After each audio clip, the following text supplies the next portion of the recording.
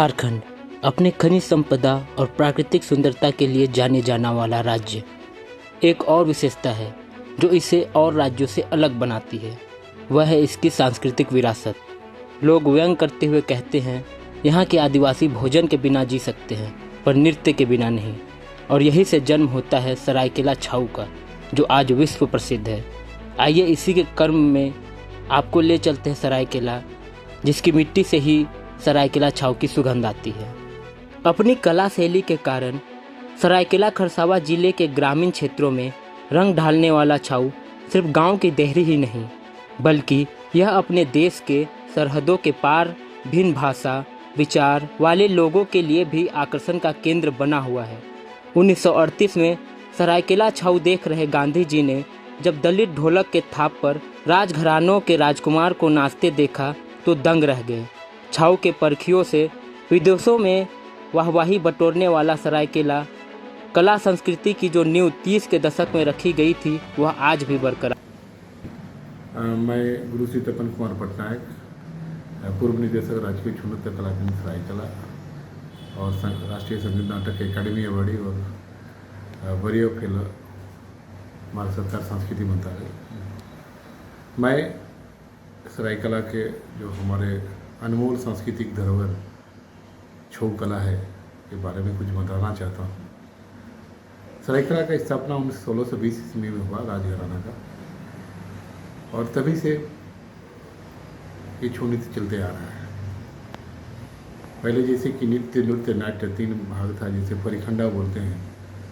परिखंडा से फिर हम लोग उसको कुंवर विजय प्रताप सिंह लोग जो आधुनिक छऊ निर्माता थे, उन्होंने यहाँ के सभी गुरुओं को बुला करके, जैसे राजेंद्र पटनायक, उपेंद्र विश्वास, बनवारी दास, तैलक दास, ऐसे महान बैठा करके आधुनिक छऊ की निर्माण किया।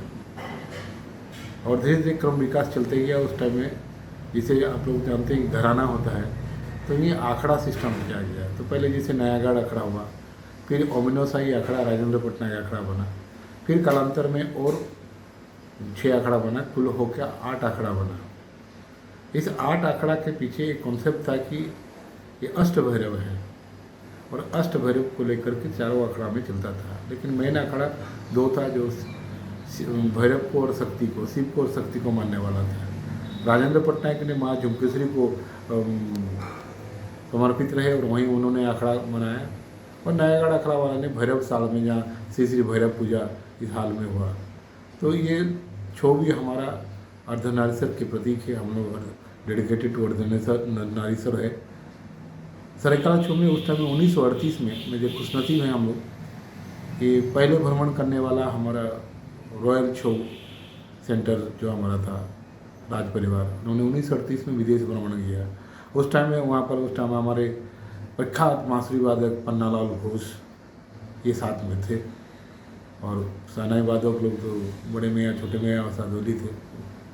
और 1938 में जब गए, पूरे यूरोप का उन्होंने भ्रमण किया, और पहला दल होने के नाते सरायकेला छऊ को एक छोटा सा कस्बा हमारा रियासत वो पूरे विश्व में अपने मानचित्र में अलग पहचान बनाया। फिर भारत स्वाधीन हुआ। स्वाधीनता के पश्चात वर्ष 1960 में, कुछ कालांतर के बाद 1960-61 में हमारा राजकीय छऊ नृत्य कला केंद्र की स्थापना की गई। और उस स्थापना के बाद राजकीय छऊ नृत्य कला केंद्र ने पहले चैत्र पर्व वसंत उत्सव रूप से मनाया जाता था। छऊ नृत्य सरायकेला खरसावां का प्रसिद्ध लोक नृत्य है। इसमें शास्त्रीय नृत्य व संगीत का प्रयोग किया जाता है। देश विदेश में काफ़ी लोकप्रिय है। कलाकार मुखौटा पहनकर पारंपरिक वाद्य यंत्र ढोलक, नगड़ा व शहनाई के धुन पर नृत्य करते हैं।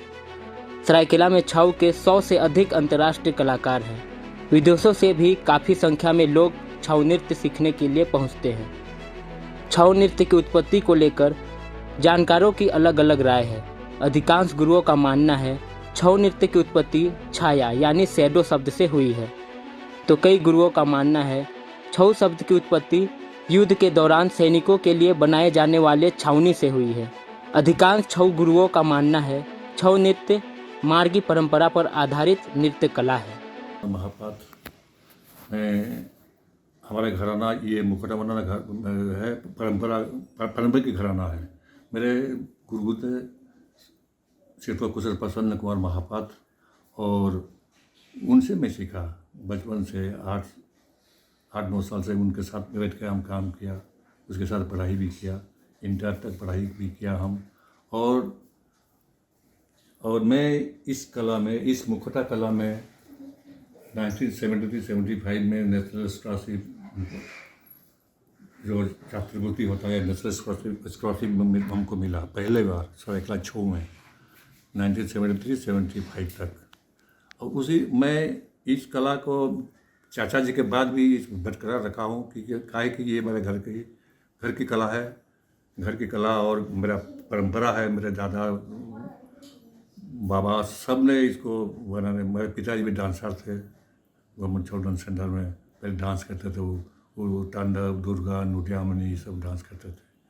तो ये आप जो बता रहे हैं कि हवा पटिया मुखौटा एक बाग टाइप का खुला मुँह का रहता है, खुला मुँह का, और उसी में पीछे में थाट रहता है, उसी को पहन के डांस करते थे। और उसके पहले भी था बड़ा बड़ा पत्ता, बाँस का टोकरी, और क्या बोलते कद्दू का छिलका, और ये सब में पहले चलता था। डाली उली बांध के उसको पत्ता को पहन के उसमें छला फला करके आँख वही करते थे। हवा पटिया ये हवा पटिया जो मेन होता है, बाग टाइप का मुखौटा होता है, सब उसका वाइट कलर रहता है, उस पीछे में थाट, आप जैसे टूसू पर में थाट रहता है, तो पीछे में पहले था जो वही होता था।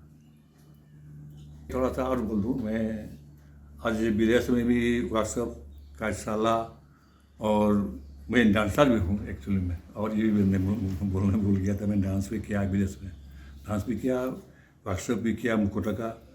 और भारत में तो बहुत पूरा भारत में ही किया। और मैं अपना परिचय क्या दूँ, सब तो जानते ही होंगे मेरा, अब क्या बोलूँ हम, इतना ही बस मेरा।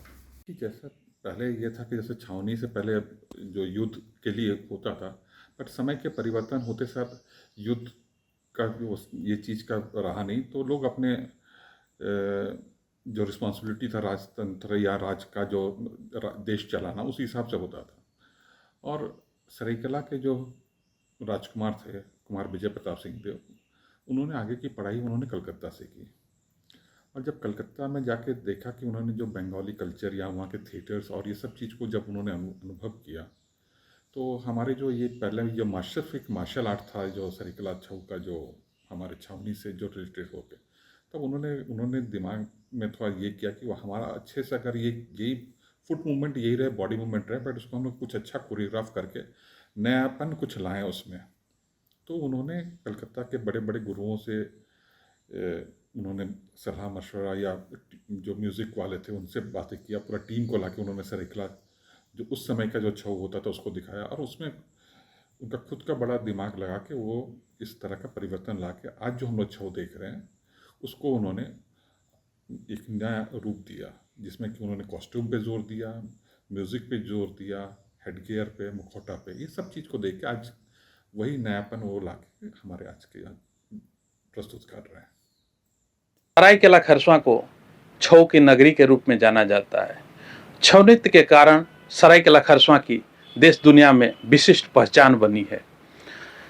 यहाँ के 7 कलाकारों को अब तक पद्मश्री पुरस्कार से भी सम्मानित किया जा चुका है। छोटे से शहर के हर बस्ती में अंतर्राष्ट्रीय कलाकार आपको देखने को मिल जाएंगे, जो इस नृत्य को करने के साथ साथ नई पीढ़ी को भी छऊ नृत्य सिखा रहे हैं।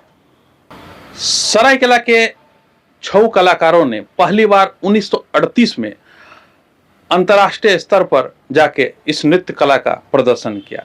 इस जो सिलसिला जारी रहा वो अब तक चल रही है। हर वहाँ से दर्जनों कलाकार विदेशों में जाके छऊ नृत्य का प्रदर्शन करते हैं। विदेशों से भी हर वर्ष यहाँ छऊ नृत्य सीखने के लिए लोग आते हैं। सरायकेला की छऊ नृत्य अब विदेशियों के लिए शोध का विषय बन चुका है। सरायकेला से धीरज कुमार सिंह के साथ सचिंद्र कुमार दास की रिपोर्ट। प्रभातखबर.com, विश्वास वही, रफ्तार नहीं।